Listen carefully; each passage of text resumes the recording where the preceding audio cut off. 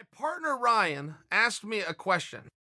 He said, what current athletes, MMA, would go on or could go on and make the transition to become great coaches?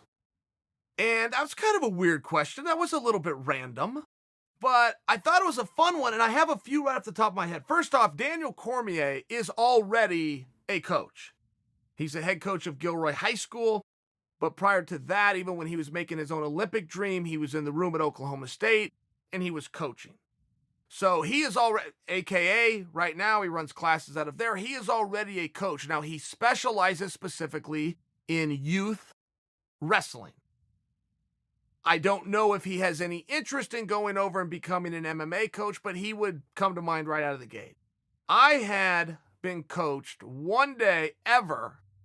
It was by Dominick Cruz. And I could not believe how good he was. He lived in California. If he lived in Oregon, I would go to his class every single day. Dominick and I were out in LA.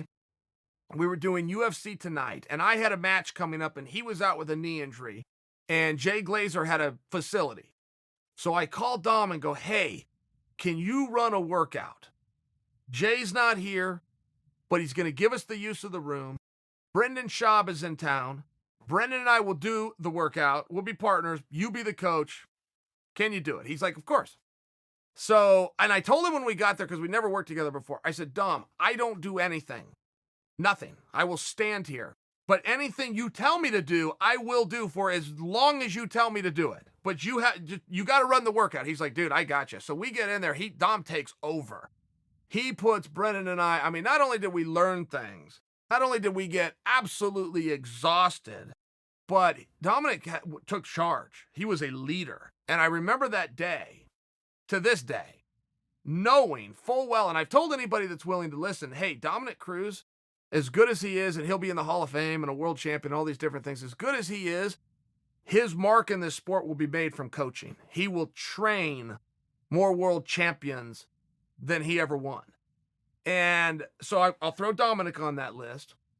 And another one that's also very similar to Daniel is Ben Askren. And again, it comes back where his prowess is with youth wrestling. But now that's even changing to where he's with Division I college wrestling. And then that's even evolving to where he is now training guys with world and Olympic aspirations. So now he's at the highest level of coaching in addition to the youth. But it is specific to wrestling, not totally MMA. So when Ryan asked me this, you know, there's other guys with gyms. Vandelay has a gym and is putting talent out that's doing a very good job. Damian Maya has a gym and is putting talent out in the jiu-jitsu world that does a very good job. Kenny Florian comes to mind, specifically jiu-jitsu, not MMA, putting talent out who's going out and competing and doing a very good job. So I think you would have a number of guys who could make the transition and be good coaches, but this isn't the name drop session that you might think it is. Much like the NBA, much like the NFL, much like top college programs, one thing that you do see, you are generally a very good athlete or you are a very good coach. It's very rare that somebody is both. And it is hypothesized that a guy like Michael Jordan, who knows everything and can do everything there is in the sport of basketball, doesn't go on to be a world-class coach. It is hypothesized that he just isn't hungry anymore. He made his achievements. He fulfilled his dream. He doesn't have that hunger to grab somebody else and be attached and be part of it, but over from this different aspect. I tend to agree with that. I don't really know why those who won all the world championships don't become great coaches, or the guys that didn't win the championships go on to be the greats. I don't really know why that is. But I think that guess of still having that hunger of understanding. One thing that the real greats don't always understand because they never went through it, but is that true adversity of, I can't do this anymore. I want to quit. I am not good enough. I am not going to fulfill my dream. This is all a waste of time. This whole season is burned. This, whatever it is. Sometimes it can be a day, it can be a week, it can be a season. Some of the greats just don't know how to deal with that mental aspect because they never went through it. So I think when Ryan asks me what athletes do I predict that are going to go on and go to be great coaches, I will be curious on some of the fathers in the sport too. You know, I'll bring up Kellen Bisping. But Michael Bisping is very involved in his career. Every time I see Michael, he's telling me exactly what Kellen's doing. Kellen's now wrestling in a college team. Bisping's driving out there, checking out workouts, finding out who's winning the ranking matches. You know, getting his son ready to go represent Britain in some international competition. But he's got a real hand in this thing.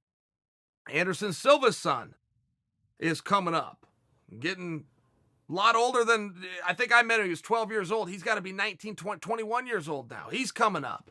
Vanderlei Silva's kid, getting ready to have his first Muay Thai fight in Brazil. I just read about it on the internet. Some of these second-generation guys could very well end up like a Julio Cesar Chavez did, or a Mayweather did, or currently AJ McKee is doing when his pops was a fighter, runs a gym, and watches over him. It could be something very, very exciting. I think that those guys, even if it was extended to nepotism, still would qualify as a coach.